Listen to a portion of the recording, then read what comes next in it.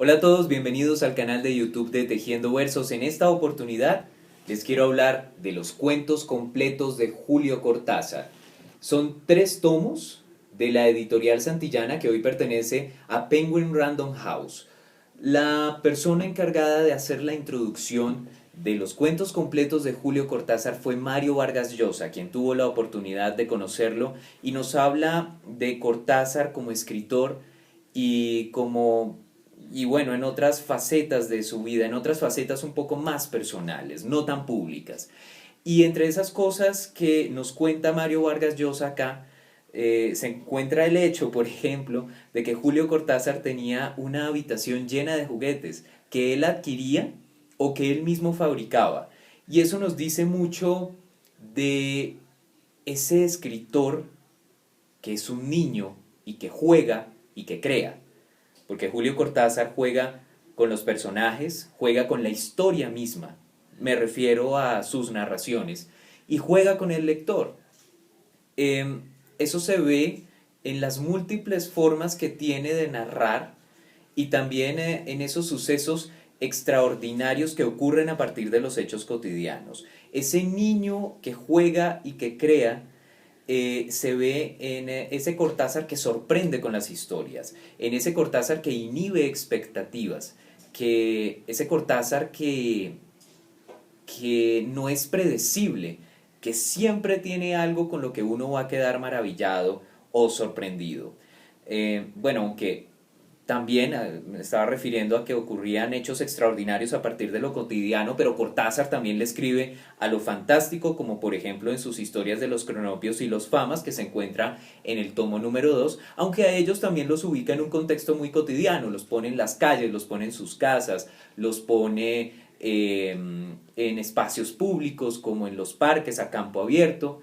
Entonces también ocurre con lo fantástico. Las historias de Cortázar las cuentan diferentes narradores.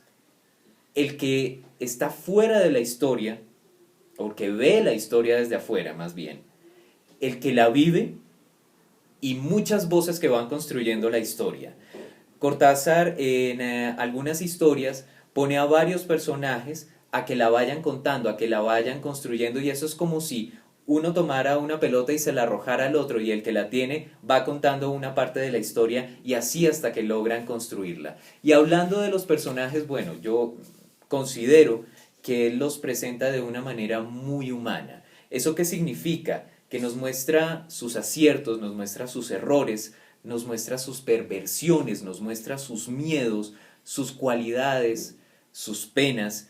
Y en ese sentido, él construye un personaje muy humano, que es un término que está relacionado únicamente a personas que hacen el bien, que son muy caritativas, pero bien sabemos que el ser humano no es del todo así, ¿no? También todo lo que tiene volumen tiene sombras. Y eso es lo que nos muestra Julio Cortázar en sus personajes, sus luces y sus sombras. Elementos muy presentes en las historias de Julio Cortázar. Bueno, él nació en Bélgica en 1914, vivió en Argentina un tiempo y también en Francia, en este último país, pues él falleció en 1984 y él de todos esos territorios en los que vivió y donde viajó, él nos muestra algo, nos cuenta algo, nos habla de los cafés, por ejemplo, nos habla de las calles, de los monumentos, de los lugares emblemáticos y nos habla de costumbres como por ejemplo cebar el mate o algo muy recurrente en él y era su vicio, como por ejemplo fumar, hace alusión a los cigarrillos e inclusive llega a mencionar algunas de sus marcas. Está muy presente, así como lo dije en Rayuela, la música. Es impresionante, habla de la música sinfónica, bueno, era un aficionado a la música sinfónica y era un aficionado al jazz también y hace alusión en sus cuentos a este género. Y habla de otra de sus grandes aficiones, el boxeo, de hecho lo practicó. Quiero regresarme un poco al tema de los tipos de narradores, porque así como Julio Cortázar puede poner a un narrador muy culto a que nos cuente una historia, también puede poner a un boxeador que no lo es tanto, que no es tan culto, a que también cuente su historia.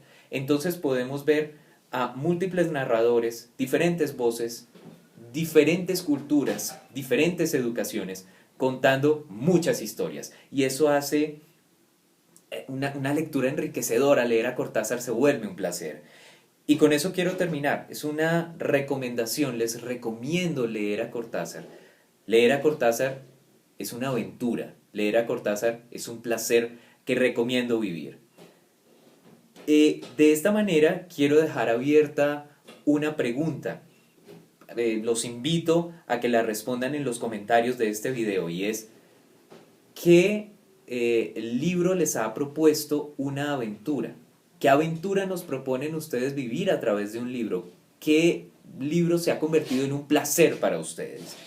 Si ustedes tienen alguna recomendación de libros, bueno, pueden escribir a contacto@tejiendoversos.com. Bienvenidos. Estamos esperando sus contribuciones. Aprovecho también para agradecer los comentarios que hemos recibido en nuestros videos. Los invitamos a seguirnos en nuestro canal, a seguirnos viendo y por supuesto a que ingresen a www.tejiendoversos.com.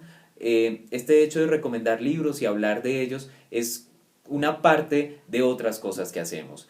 Una invitación para que conozcan esas otras cosas a las cuales nos dedicamos. Ya que nos sigan en redes sociales, por supuesto, estamos en Twitter como @tejiendoversos. Si tienen Facebook estamos como /tejiendoversos. Ahí los esperamos, bienvenidos siempre.